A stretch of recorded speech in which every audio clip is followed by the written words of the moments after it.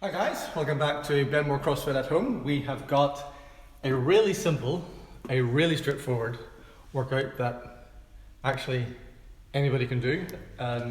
This is a sort of workout that you might typically see in a bootcamp style environment or a circuit training type environment. Occasionally we introduce these in CrossFit just to mix it up a little bit. They're also really easy to self-administer.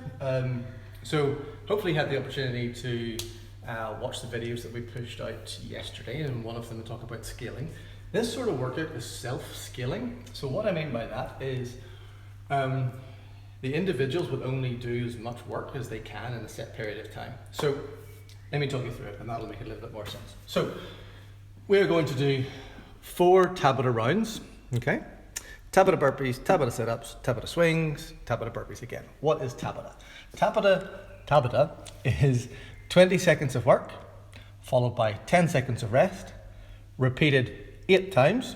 So that takes 30 seconds, times 8, which means each Tabata round is 4 minutes. So we are doing 4 minutes here, 4 minutes here, 4 minutes here, 4 minutes here. So in total, we are doing 16 minutes worth of work. In the 20 seconds, take the first one, you do as many burpees as you can. Then you rest for 10 seconds. Then you do as many burpees as you can, and you rest for 10 seconds, and so on and so on and so on. The only one that we have weight is with the Tabata swings. RX would be 24 and 16 kgs in terms of a kettlebell. Now, why do I say it's self-skilling? Well, if you had a 24 kilo kettlebell and that was really heavy for you and you could only do 4 swings, but that's okay, because you do 4 in the first set, and then you come back and can you do 4? Or maybe you could do 5. So you self-scale. If 24 kilos is really light for you, you do 20. Fine. And the next time you come around, you see if you can do 21. So it's a very simple way of allowing individuals to kind of just basically get on and do their own thing.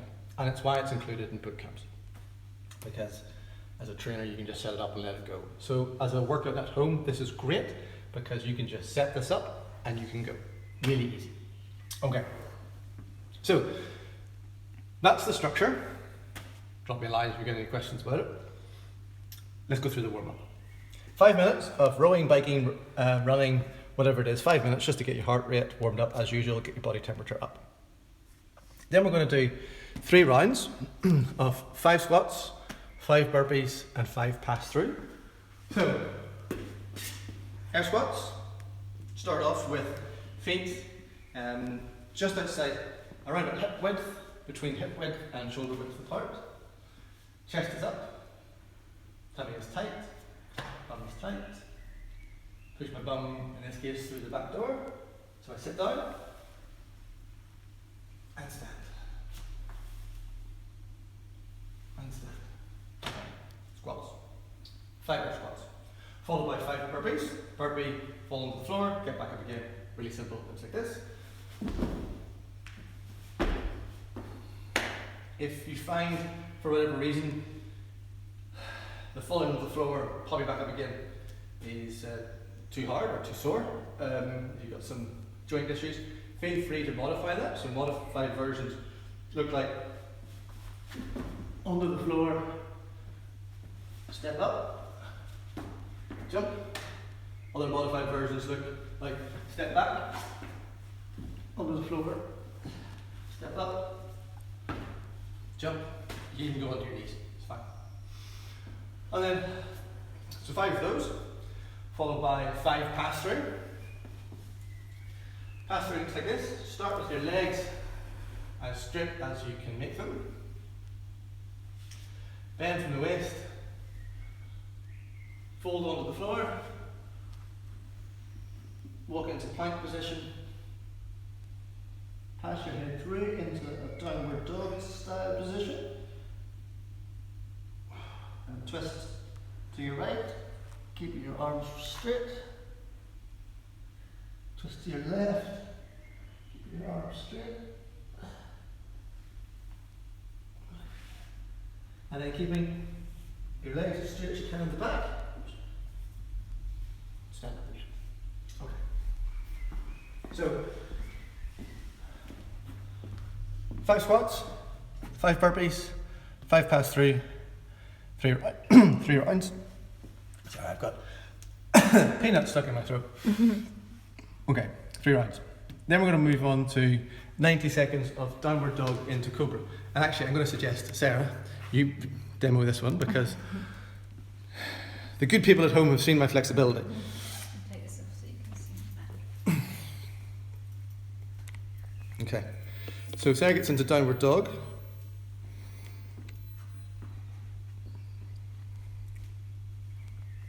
Really nice position, heels are on the floor, back is flat, and then she moves into Cobra.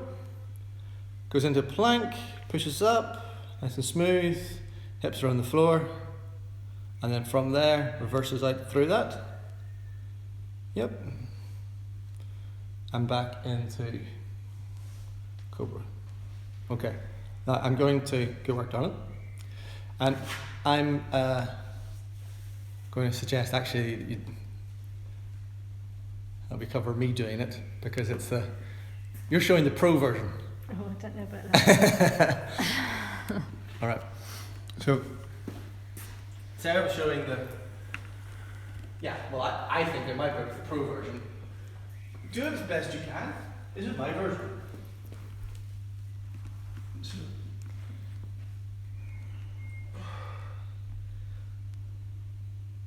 downward dog.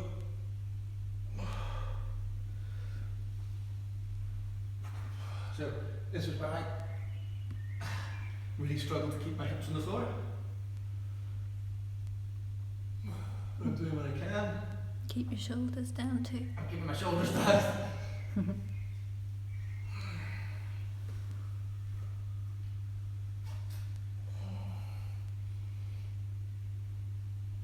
It's good.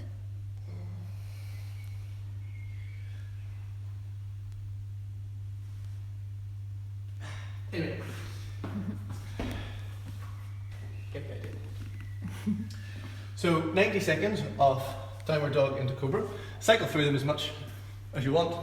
I'd suggest you probably spend 5 seconds in each pose, something like that. Then we're going to go through 2 sets of bird dogs and dead bugs. Bird dogs look like this. With taking our opposite hands and legs, we push them out. We keep our hips square to the ground, toes pointed down, bum is tight. I'm trying to make myself as stable as I can. And then other side.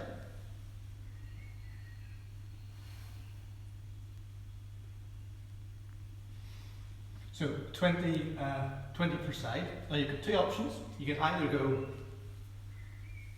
1, 2, 3, like that.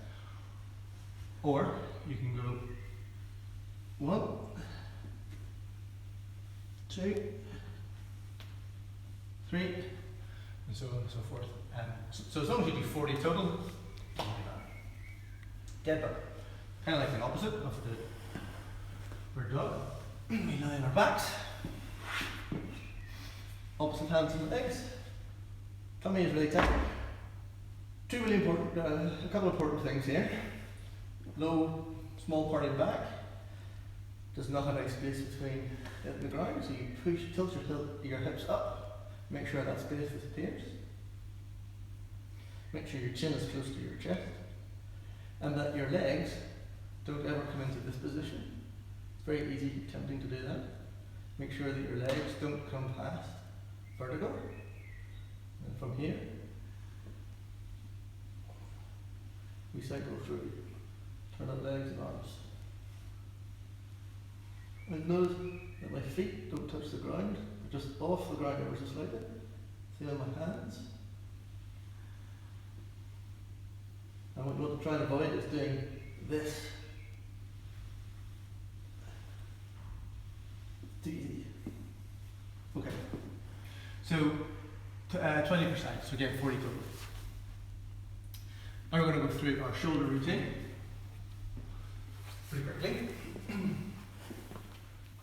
Usual pipe, grab a brush handle, PVC pipe, extension pole, whatever it is that you've got. And we're going to go through one round of just opening up our shoulders. So we take our pipe at the usual crease point, so hands, too narrow, too wide, crease point, perfect, okay. Keeping our tummies tight, pass the pipes over our heads, and all the way around. 10 of these, followed by 5 round the words. Plant one side of the pipe, take the other one and wrap around your head. Sounds interesting, like this.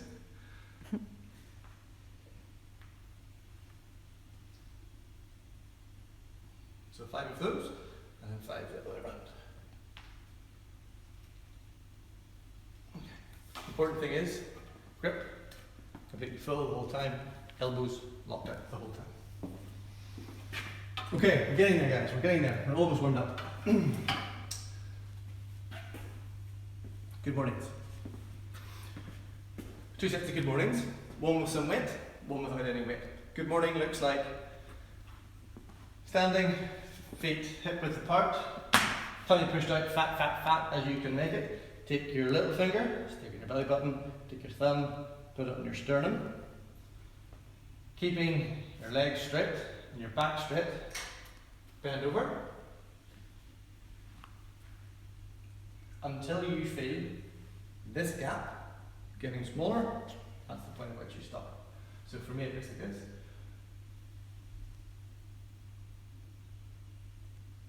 Okay.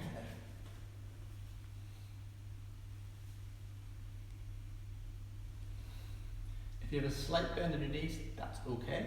But what we don't want to be doing is this. Alright? You want to feel a stretch through your hamstrings, through your posterior chain. So, 10 good mornings with no weight. And then if you have the option, some light weight, take your light weight and give it just a bag of sugar, or 2 bags of sugar or something like that. Take your weight, hold it up close to your chest, and exactly the same thing.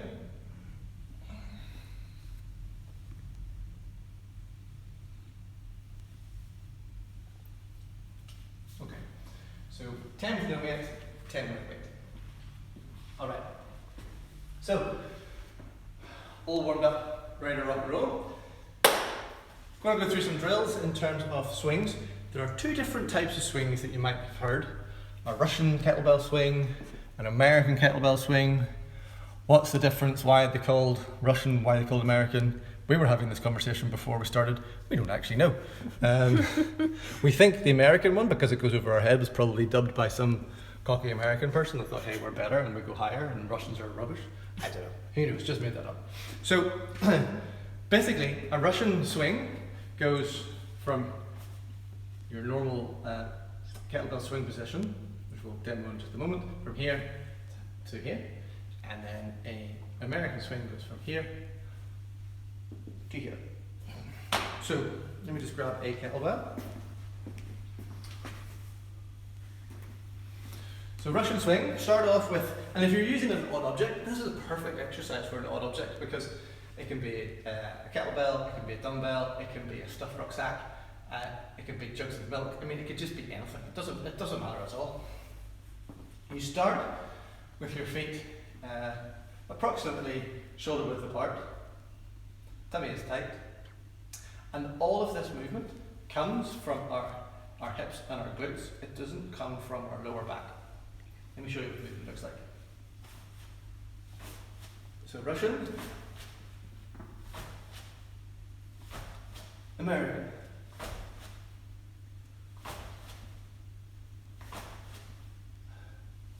okay. I don't like using that little kettlebell.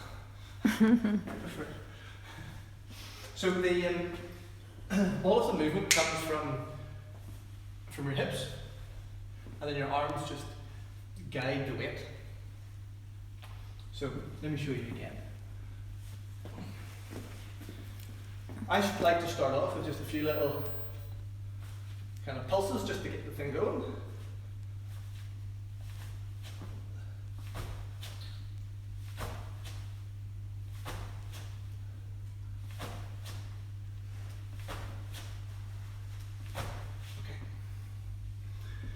And when you're doing your swing, you know you're doing it right because the kettlebell will come through and kiss your bum. If you're allowing the kettlebell to come way down here, you're putting too much pressure on your lower back. Really, the muscles you're looking to work, your quads, your glutes, and your hips. Everything else is just secondary. Okay, so run through 5 Russian swings, do that twice. Run through 5 American swings, do that twice. And then go grab the weight, whatever weight that you're going to use for your workout. Go get it, and then we're going to go through one last warm-up round.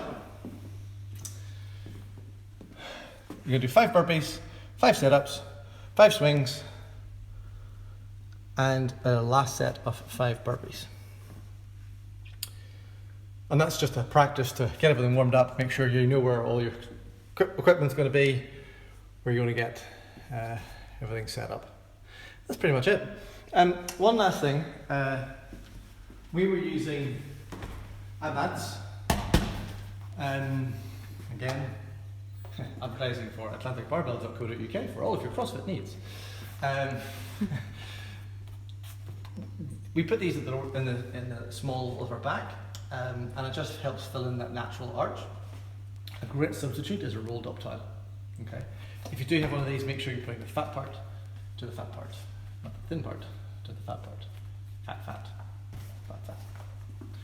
Okay, that's it, guys. It's a really simple one. It's really effective.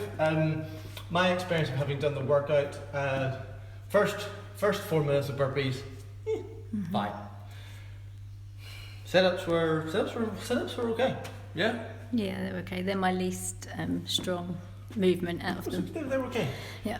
Swing. And now we started like, yep. And then burpees was that last round was a bit of a killer.